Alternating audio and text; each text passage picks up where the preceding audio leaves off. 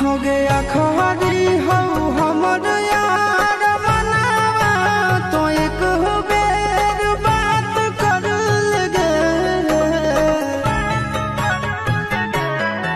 हो गया खरी हो हमर यार मनावा तो एक बेर बात कर लगे।